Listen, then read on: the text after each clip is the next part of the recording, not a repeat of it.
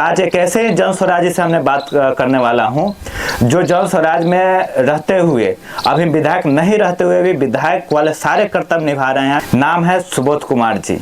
बहुत बहुत स्वागत है सुबोध जी आपका। बहुत बहुत धन्यवाद आपका। कल्याणपुर में सक्रिय है, कल्याणपुर की जनता आपको पसंद कर रही है। विधायक नहीं है लेकिन फिर भी आप विधायक कहला रहे हैं। बहुत बहुत धन्यवाद। कल्याणपुर के सभी जनता का प्यार मैं भी जाता हूं। तो लोग ये कहते हैं कि आप जैसे लोगों की ज़रूरत थी, शिक्षित कर्मठ ईमानदार लोगों की ज़रूरत थी, और ये जनता का प्यार मिल रहा है और निश्चित रूप से हम कल्याणपुर को बदलेंगे। कल्याणपुर और मोतिहारी का आपको मुख्य समस्या क्या दिखती है? हाँ, समाज में ये चीज़ बदलाव होना चाहिए जो आपको मतलब मन में अशांति पैदा करती हो। देखिए, ये कतई समाज में नहीं होना चाहिए। देखिए विवेक जी, इसमें दो बातें समझनी होगी।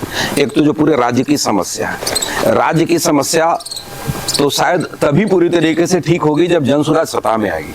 ठीक है, जनसुराज सत्ता में आएगी। जनसुराज के जो मुद्दे हैं सब लोग जानते हैं, उसमें मैं आपका समय नहीं ज्यादा लेना चाहूंगा। अब रही बात कल्याणपुर विधानसभा की, मैं जो महसूस करता हूं कल्याणपुर विधानसभा में जो भ्रष्टाचार है वो समाज में इतनी मतलब घृणित रूप ले चुका है, और मेरी लड़ाई उस भ्रष्टाचार से है और उन भ्रष्टाचारियों से है। आज आप किसी भी काम को लेकर के ब्लॉक में चले जाइए, आप वो सीओ के पास चले जाइए, आप बीडीओ के पास चले जाइए, आप पुलिस स्टेशन चले जाइए, आप कहीं भी जाएंगे आपको बिना रिश्वत के कोई काम ही नहीं होता। एग्जाम्पल देंगे आप? अरे आप छोड़ दीजिए साहब, आप एक गरीब से गरीब आदमी से जाके पूछ लीजिए, वृद्धा पेंशन में नाम जुड़वाना है तब भी रिश्वत देना है। आपको अपना जमीन का कोई म्यूटेशन कराना है तब भी रिश्वत देना है। आपको ब्लॉक में कोई काम है तब भी रिश्वत देना है। इवन आपको छोटा सा काम जाति प्रमाण पत्र बनाना है उसमें भी रिश्वत देना है। कहीं तो छोड़ो साहब, कहीं किसी को नहीं छोड़ रहे। सीओ साहब तो बोलते हैं हमारे आने से एकदम निष्पक्ष हो गया है ब्लॉक, तो 1% भी भ्रष्टाचार नहीं है हमारे ब्लॉक में। आप बोलिए तो मैं कितने लोगों को खड़ा कर दूंगा। आपसे कहता हूं कि आप अपना जमीन मुझे बेचिए, आप सेलर बनिए और मैं बायर बनता हूं, या मैं आपका जमीन अपना जमीन आपको बेचता हूं, और उसके बाद बिना चढ़ावा के आप उसको म्यूटेशन करा के दिखा दीजिए, जिसको दाखिल खारिज बोलते हैं, मैं मान जाऊंगा।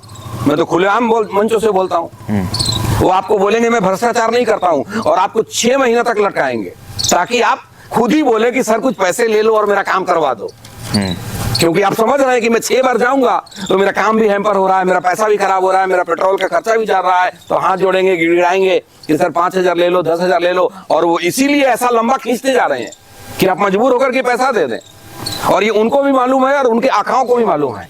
और सबसे बड़ी बात विवेक जी, इसमें यहाँ के जनता के प्रतिनिधि भी संलिप्त हैं। अगर जनता के प्रतिनिधि संलिप्त ना हो तो किसी अधिकारियों की हिम्मत नहीं है, मजाल नहीं है कि इस स्तर का भ्रष्टाचार करें। आप सीधा सीधा यहाँ के विधायक पर आरोप लगा रहे हैं? बिल्कुल आरोप लगा रहा हूँ। मैं विधायक पे क्या, मैं तो हर प्रतिनिधि पे इस चीज का आरोप लगा रहा हूँ। प्रशांत जी कहते हैं कि बिहार तभी बदलेगा जब मुखिया भी ईमानदार होगा, बिहार तभी बदलेगा जब वार्ड से लेकर के जिला पार्षद से लेकर के विधायक से लेकर के मुख्यमंत्री तक सारे ईमानदार होंगे। अगर कोई कहता है कि कोई अधिकारी किसी विधायक का नहीं सुनता है तो आप आंदोलन पे बैठिए, आप लोगों को लेकर के धरना पे बैठिए, आप घेराव करिए ब्लॉक का, सीओ का, वीडियो का। आप पत्रकारिता में हैं, आप पिछले 5 वर्षों में या पिछले 10 वर्षों में कितने बार देखे किसी विधायक को जाकर के ब्लॉक में धरना पे बैठे हुए, किसी मुद्दा को उठाते हुए? क्यों नहीं उठाते वो मुद्दा? वो मुद्दा इसलिए नहीं उठाते हैं कि वो खुद ही संलिप्त हैं।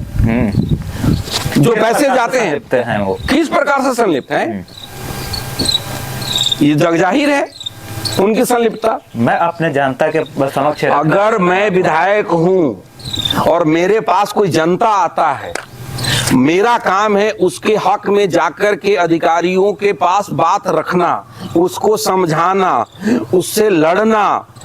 नहीं मानता है तो उसके खिलाफ आंदोलन करना, उसके खिलाफ धरना पे बैठना। अगर कोई जनता किसी विधायक के पास जाता है तो विधायक कहता है, मैं नाम नहीं लेना चाहूंगा, एक शिक्षिका मुझे मिली केसरिया विधानसभा की, अब मैं नाम ना खुलवाइए मेरे से अच्छा है, बोली कि हमारा मतलब क्या बोलते हैं, वित्त रहित कुछ स्कूल है, वहां से कुछ फंड रिलीज हुआ है। तो फंड रिलीज हुआ है मोतिहारी डीईओ के यहाँ से, तो उसने 20% का डिमांड किया। तो वो स्थानीय विधायक के यहाँ गई, तो विधायक ने स्टेटमेंट दिया कि पैसा तो आपको देना पड़ेगा। क्योंकि पैसा नहीं देंगे तो काम नहीं होगा। आप किस बात के जनता के प्रतिनिधि हैं कि पैसा नहीं देंगे तो काम नहीं होगा? आप बैठ जाइए धरना पर। प्रशांत जी ने क्या किया? अनशन पे बैठ गए। प्रशांत जी ने जब बोला पुलिस, सुनिए, जब पुलिस उठा के ले जाएगी, जब छोड़ेगी फिर बैठ जाएंगे। गांधी मैदान से उठा के ले गया, सत्याग्रह आश्रम बना करके बैठ गए। पूरे बिहार के लोगों को वहीं इकट्ठा कर रहे हैं। वो राजस्थान अब क्षेत्रीय पे आते हैं। आप हाँ। बोले यहाँ से विधायक धरना पे बैठ जाएंगे। बैठना ही जन चाहिए। स्वराज के जो कार्यकर्ता हैं क्यों नहीं बैठ रहे हैं? जन स्वराज तो अभी नई पार्टी बनी है और जो मुद्दे आते हैं तो जन स्वराज की कार्यकर्ता उसका विरोध करते हैं। और एक बात आप समझिएगा, यहाँ के जो सत्तारूढ़ लोग हैं वो सत्ता के मद में इस तरह चूर हैं कि उनको एक आम आदमी जा करके कुछ कहता है, उससे कुछ बनने वाला नहीं ये है। एक जानकारी मैं आपसे लेता हूँ। क्या आपको पता है जितने भी कल्याणपुर 24 पंचायत हैं, 24 पंचायत में आवास के नाम पे, प्रधानमंत्री आवास के नाम पे 2-2 हजार रुपए, 2500, 3-3 हजार रुपए असुली किए जा रहे हैं। हाँ, बिल्कुल किए जा रहे हैं, ये पता है, ये लोग बताते हैं। लेकिन समस्या क्या है? जन स्वराज कितना आवाज सुनिए है? सुनिए, समस्या क्या है? लोगों के मन के अंदर इतना डर है विवेक जी, लोगों के मन के अंदर ये डर है कि अगर आज मैं ये 2000 या 3000 या जितने भी पैसे मांगे जाते हैं, मेरे से एग्जैक्टली किसी ने नहीं मांगा, अगर मैं नहीं देता हूं तो मेरा नाम नहीं जोड़ा जाएगा। ये नेताजी जाएंगे, धरना करेंगे, प्रदर्शन करेंगे, क्या करेंगे, क्या होगा नहीं होगा। जब विधायक जी से नहीं होता तो ये तो नया पार्टी बन के आए, इनसे क्या होगा? क्यों नहीं होगा सर? अगर प्रशांत जी जन स्वराज के आंदोलन के साथ अभ्यर्थियों के साथ खड़ा होकर अभ्यर्थियों की आवाज बुलंद कर सकते हैं, तो क्षेत्रीय जो आवाज है, क्षेत्रीय भ्रष्टाचार है, उसकी आवाज क्यों नहीं मजबूत हो सकता है? हो सकती है और उसको अपने स्तर पे हम लोग करने के प्रयास कर भी रहे हैं। लेकिन मेरा मानना ये है कि जो सत्ताधारी लोग हैं, जिसको जनता ने चुना हुआ है, वो अगर इस काम को करे तो ये काम बड़ी आसान हो जाएगी। आप इस चीज को मानते हैं कि जितने भी ब्लॉक हैं सब भ्रष्ट हैं? हर जगह कमो बेश हर जगह एक ही स्थिति है। इसको अगर सही करना हो, आपको सत्ता में आते हैं या सत्ता में नहीं, आप विधायक बनते हैं, अपने विधानसभा को कैसे आप निष्पक्ष कीजिएगा, कैसे भ्रष्टाचार मुक्त कीजिएगा? देखिए, बड़ी सिंपल सी बात ये है, जनता का प्रतिनिधि अगर सिर्फ ईमानदार हो जाए, अपना कमीशन लेना बंद कर दे, आधा भ्रष्टाचार तो ऐसे ही समाप्त हो जाएगा। अधिकारी ऐसे ही डर जाएंगे। आज अधिकारी क्यों नहीं डरते जनता के से और जनता के प्रतिनिधि से? क्योंकि प्रतिनिधि का फिक्स है। और अगर कोई जनता का प्रतिनिधि कहता है कि मैं ईमानदार हूं, तो जनता के प्रतिनिधियों से आप ये पूछ लीजिए कि भाई साहब, आपके पास जो संपत्ति आई है, आपने कौन सा व्यापार से कमाया है? आपको विधायक बनने से पहले कुछ भी नहीं था और विधायक बनने के 5 साल के दरमियान में आपका घर महल बन जाता है, आप कितनी संपत्ति के मालिक बन जाते हैं। वो पैसा कहां से आता है ये जग जाहिर नहीं है दुनिया को। ये समझना पड़ेगा लोगों को, और जनता जाग चुकी है। जनता इस बात को समझ रही है कि जन स्वराज में भ्रष्टाचार के लिए कोई जगह नहीं है। जन स्वराज का कोई विधायक अगर भ्रष्टाचार करते हुए पाया गया तो आप देखिएगा, जन स्वराज के कानून में है राइट टू रिकॉल, जहां पे 2 साल के बाद अपने जन स्वराजी साथियों से वोट कराया जाएगा, पूछा जाएगा कि आपका जो विधायक है वो सही काम कर रहा है या गलत काम कर रहा है, और गलत काम कर रहा होगा तो उसको फोर्स किया जाएगा कि तुम रिजाइन करो। अब नहीं रिजाइन करेगा तो पार्टी से बाहर निकाला जाएगा, फिर उसका अस्तित्व समाप्त हो जाएगा, पूरा राजनीतिक भविष्य समाप्त हो जाएगा। तो एक मुहिम अलग तरीके की हो चुकी है। आपने एक और बात मेरे से बोला कि आप प्रदर्शन और इन सब चीजों में क्यों नहीं करना चाहते हैं। मैं इसलिए नहीं करना चाहता कि अभी हम लोग चुनावी तैयारी में लगे हुए हैं। सच्चाई आपको मैं बता रहा हूं, और शायद हम इतने शक्तिशाली अभी नहीं हैं जी। हम बैठे हैं और पुलिस लाठीचार्ज करना शुरू कर देगा, एक दूसरा ही मुद्दा बनेगा। हम चाहते हैं कि इन सारे भ्रष्टाचार का जवाब वोट से दिया जाए। वोट का चोट हो, जागरूक कर रहे हैं, लोगों के घर घर जा रहे हैं, गांव गांव जा रहे हैं, घूम रहे हैं, मोहल्ले मोहल्ले घूम रहे हैं। जहां पे जो काम हुआ है, विकास के काम हुए, उसमें जो त्रुटियां है, आप आज नल जल योजना को उठा करके देख लीजिए। जगह जगह से फोन आता है। मेरे से एक फोन आया, ये वृंदावन पंचायत के किसी भाई का, बोला कि पानी का टंकी टूटा हुआ है जी, पानी नहीं आता। मैंने बोला कि आप विभाग में बात करिए तो कुछ नहीं हो रहा है। हर जगह यही हालत है, क्योंकि इसके जड़ में एक ही चीज है, भ्रष्टाचार। और मेरी लड़ाई सिर्फ भ्रष्टाचार से। चलिए एक और भ्रष्टाचार पे हम लोग बात कर लेते हैं, और ये सभी की समस्या है। सीईओ जो माउंटेशन वाले बातें हैं, दाखिल खारिज, ये तो रिच के लिए। अब जेन्युइन समस्या पे आते हैं।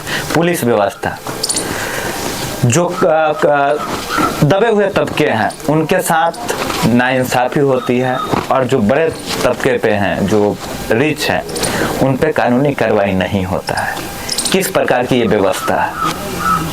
सत्ता में बैठे हुए लोगों से पूछेंगे तो ज्यादा अच्छा जवाब मिलेगा।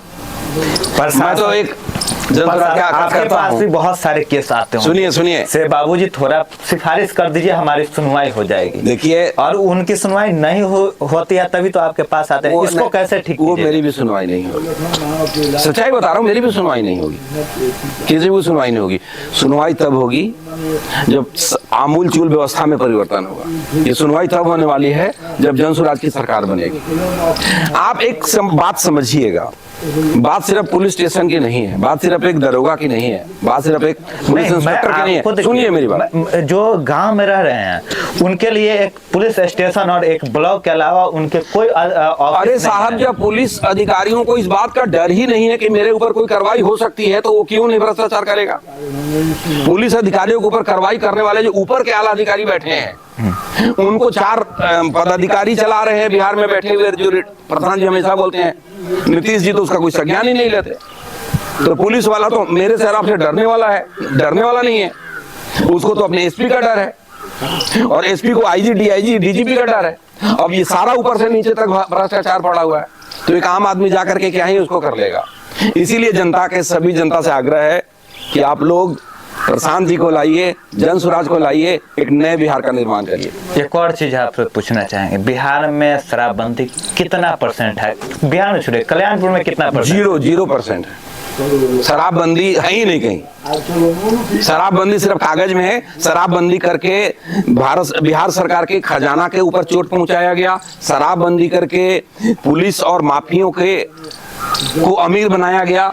शराबबंदी करके जहरीली शराब बेचने वालों को काम बढ़ाया गया। शराबबंदी करके गरीब जनता को जेल में ठूसा गया। शराबबंदी करके लोग जहरीली शराब पी पी कर मर रहे हैं। शराबबंदी का कोई भी फायदा नहीं है। इसीलिए प्रशांत जी कहते हैं कि सरकार आएगी तो पहला आधे घंटे के कैबिनेट में हम शराबबंदी को उठाकर फेंक देंगे।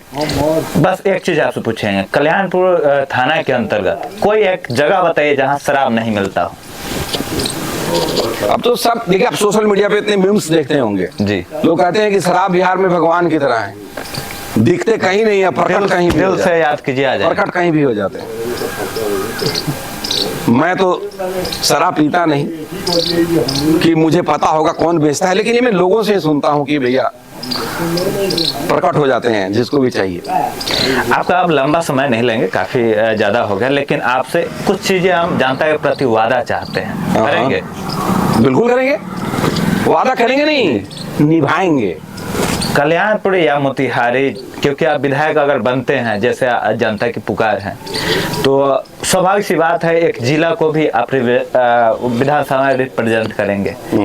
आपके मुख्य जो समस्या क्या रहेगी जिसको दूर करेंगे, जिस प्रयत्न से आप राजनीतिक में आए हैं, जिस सोच से आप राजनीतिक में आएंगे, 5 मुख्य समस्या आप 1 लाइनर में। देखिए, मैं 5 मुख्य समस्या की बात नहीं कर रहा, मैं अपना ओवरऑल स्ट्रेटेजी आपको बताता हूँ कि मैं क्या करने के लिए राजनीति में आया।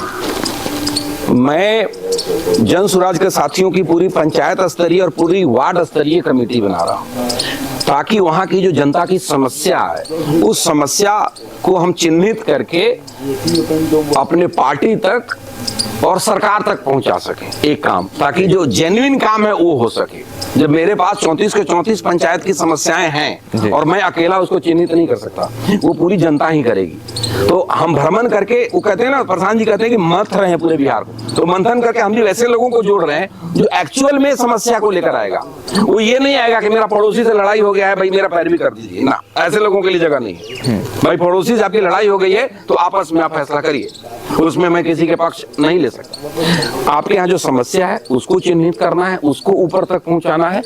जो विधायक को फंड मिलता है वो सारा का सारा पैसा ईमानदारी से काम में होना चाहिए। किसी भी विभाग से जो काम आता है, तो अगर 10 रुपए जहां पे लगने हैं जिस काम में, उसकी क्वालिटी के साथ कोई कॉम्प्रोमाइज ना हो और वो काम 10 रुपए लग करके हो, बस मेरा एक विधायक का मतलब क्या बोलूं, कितना ही दायरा होता है, इतना ही दायरा होता है ना कि उसके क्षेत्र में जो काम आए वो अच्छे से हो जाए, तो उसके यहाँ जो जनता हो उसके साथ अगर कोई भ्रष्टाचार करे तो उसका विरोध करे, और जो जनता की समस्या हो, क्षेत्र की समस्या हो, उसको जल्दी से जल्दी पूरा किया जाए। और ये तीनों काम मैं करूंगा। और आप लोगों से सिर्फ इतना बोलूंगा कि जिस दिन अगर आपने मुझे विधायक बना करके भेजा और जिस दिन आपको लगा कि विधायक फंड के किसी काम से आपके विधायक ने 1 रुपया कमीशन लिया है, मैं ऑन कैमरा बोलता हूं, ये ऑन एयर जाएगा, 1 रुपया कमीशन लिया है, उस दिन आप मेरे दरवाजे पे आइए, उस दिन मेरे से रेजिग्नेशन लेकर के चले जाइए। आपके विधायक बनने के बाद क्या जो आवास जोड़ने में 2500 3000 जा रहा है, ये सब चीज लगेंगे? पहले दिन से बंद हो जाएगा। जो सीईओ को जो बताया पहले दिन से बंद हो जाएगा, पहले दिन से बंद हो जाएगा। ये आपके जनता के प्रति वादा है? 2000%। नहीं तो आप मेरे दरवाजे पे आ जाइए, यहीं पे बैठ के आइए। आपको मालूम है पूरे विधानसभा के लोगों को मैं अपने यहाँ अभी से ही बुला रहा हूँ, इसलिए कि कम से कम किसी को पूछना नहीं पड़े जाना। एक और चीज, जैसे जैसे चुनाव आता है, चाहे वो सत्ता में बैठे विधायक हो या प्रत्याशी हो, वो सभी से मिलते हैं, लेकिन चुनाव जीतने के बाद 4 साल तक नहीं दिखते हैं। आप किस प्रकार के विधायक बनेंगे? अब देखिए, अगर मैं आपसे कुछ भी अभी बोलूं तो आप तो मानेंगे नहीं। नहीं, आप वादा कीजिए, अगर आप नहीं पूरा कीजिएगा तो हम याद दिलाएंगे। सुन तो लीजिए, आप मानेंगे नहीं, क्योंकि लोगों को तो यही आदत है, लोगों को तो यही समझ है। हम आपसे वादा चाहते हैं ताकि हम रखें, और जब भी आप उस प्रकार से खड़े नहीं उतरेंगे, हम जनता को याद दिलाएंगे से विधायक जी ये बात बोले थे चुनाव के पहले। जनता के चुने हुए प्रतिनिधि का ये कर्तव्य है कि जनता के समस्या को समझे और हर संभव उसके समाधान के लिए मेहनत करे, कोशिश करे। और ये मैं पूरे कल्याणपुर के जनता से वादा करता हूं कि ये मैं अपने आखिरी सांस तक निभाऊंगा। आखिरी सांस तक जनता के साथ खड़े रहेंगे? बिल्कुल खड़े रहेंगे। अब जनता के साथ खड़े रहने के लिए अब मैं थोड़ा और क्लियर करूं, बड़ा मैं बहुत ट्रांसपेरेंट बोलता हूं। बिल्कुल। जनता के घर पे जाके शादी अटेंड कर लेना, न्योता कर देना ही जनता का साथ देना नहीं होता है। बिल्कुल। मैं आपको ये भी मुद्दा ना बनाया कि फलाने का शादी में और श्राद्ध में नहीं है, वो एक व्यक्तिगत रिश्ता है। लेकिन अगर उस गांव में कोई समस्या है और अगर तब मैं वहां नहीं हूं तो मैं निश्चित रूप से दोषी। जी, मेरा काम सामूहिक है। ये बहुत अच्छी बात आपने बताया और इसकी सराहना मैं। ये विधायक जी लोगों का काम है, खाली न्योता करिए, आप बोलिए कि हम क्षेत्र में हैं, कुछ नहीं है। वही जिसके यहाँ न्योता करते हैं, भोज खाते हैं, वो जब आपके पास कोई काम पैरवी लेकर के जाता है तो बिना पैसा का उसका कोई काम नहीं होता है। आप भी बड़े अच्छे से जानते हैं। जी, तो यह थे जौन स्वराज के जो विधायक प्रत्याशी थे सुबोध कुमार जी, जिन्होंने अपने जो प्लान था कल्याणपुर के लिए, बिहार के लिए, मोतिहारी के लिए, वो सारे बहुत धीमे धीमे तरीके से आपसे वादा किए। हम भी चाहेंगे ऐसे प्रत्याशी को आप लोग चुने और अपने विधानसभा का विकास करें। बहुत बहुत धन्यवाद आप सभी का अभी तक देखने के लिए। अगर पसंद आया तो आप हमारे चैनल को सब्सक्राइब करें और वीडियो को आसपास जरूर शेयर करें, ताकि जो सुबोध कुमार जी की बात है जन जन तक पहुँचे। बहुत बहुत धन्यवाद आप सभी का। बहुत बहुत धन्यवाद। ठीक था।